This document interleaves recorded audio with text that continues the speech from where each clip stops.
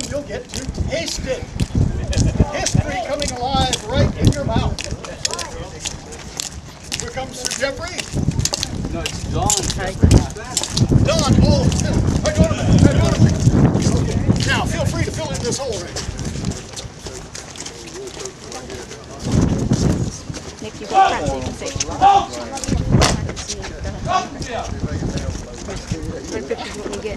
How many you want? I got 2.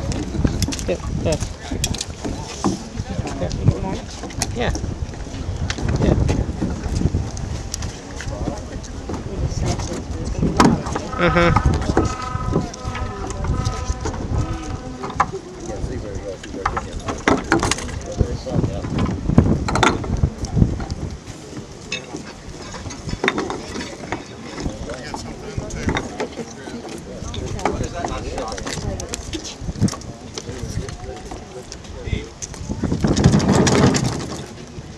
How do you view your pictures?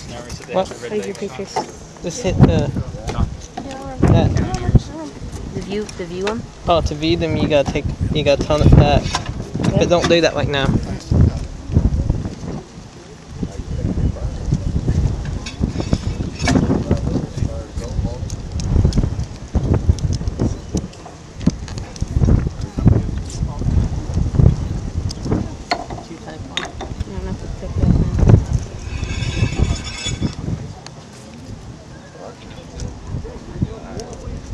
Which one it keeps or which one is it? The one that flashes? Yeah, when it flashes, it takes it. The sound, you go by the clicking sound. The moment the clicking sound thing starts, then you tick it. Look, when she hits it, it takes it. Go ahead. See? Click it. I did. Yeah, that clicking sound, it takes it. And that's the shutter closing.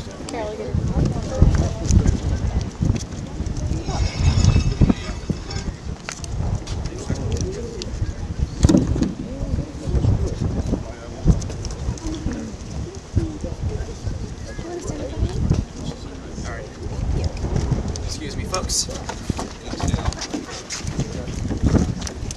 Got the cannonball. Oh, we've got everything. It's just somebody put something down our gun, so we're going to have to clear the gun. But while they were getting the kid to do that, good morning, guys. Good morning. Welcome to the Castillo de San Marcos National Monument, this morning's historic weapons demonstration.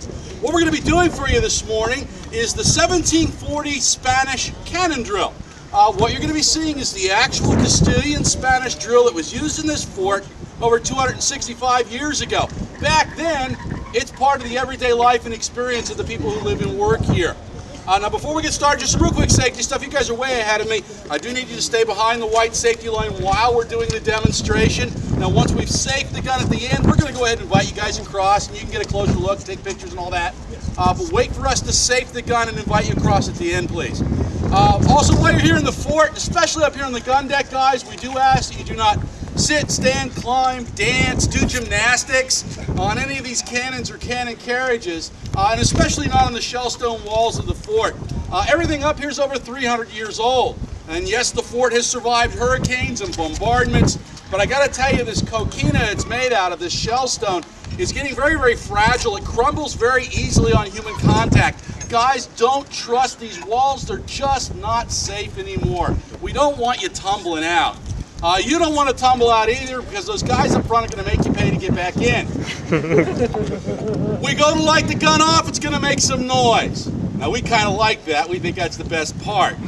You guys might think it's just a little bit loud. So right before we do that, we will give you a warning to cover your ears. I do suggest you do that, especially if you have small kids with you. Make sure they cover their ears, maybe cover their ears for them. But we'll tell you when, because if you do it now, then you'll get to hear what I say.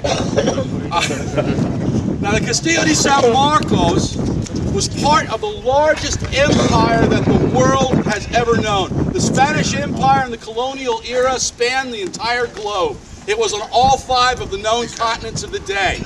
And that empire brought billions and billions of dollars worth of treasure through its treasure fleets back to Spain.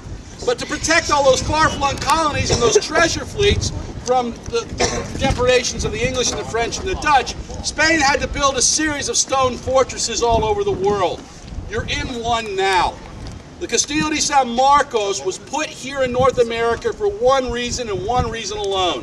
And that was to defend the Spanish treasure fleets riding the Gulf Stream north along the coast of Florida. Literally billions of dollars of treasure floating around out here. Now the only problem with that is you get treasure fleets, what do we get? Pirates. You got it. That's exactly why this fort is here, is to keep the pirates out of the bays and inlets all along the coastline, just like the one right here.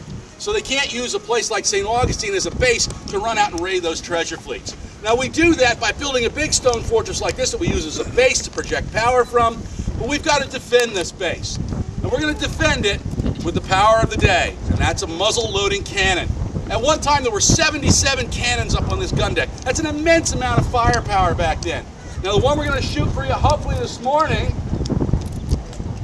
are you qualified to do that? Blowing it out.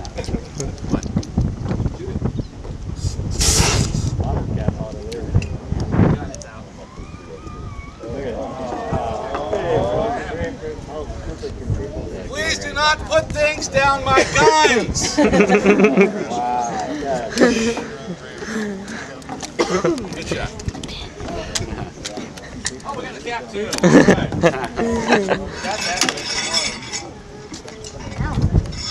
Is it still good?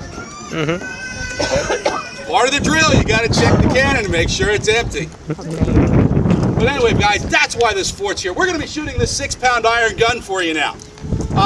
In the history of the fort, it's one of the smallest guns here. But to give you an idea of what these things can do, this can take a 6-pound iron ball about the size of a baseball. We can put it through a target as far away as our lighthouse stands right now. It's 1.5 miles across the bay. I have no idea how far the plastic bottle would have gone. But this is one of the small guns. I mean, the larger ones up here, 16, 18, 24 pounders, can throw those cannonballs out 3.5 miles. Yeah, you're not going to sneak up on this place. But the real secret to the Castillo's success, why it was in 15 different battles, never lost a single one, helped Spain hold on to Florida for over 200 years, the secret were the guys behind those guns.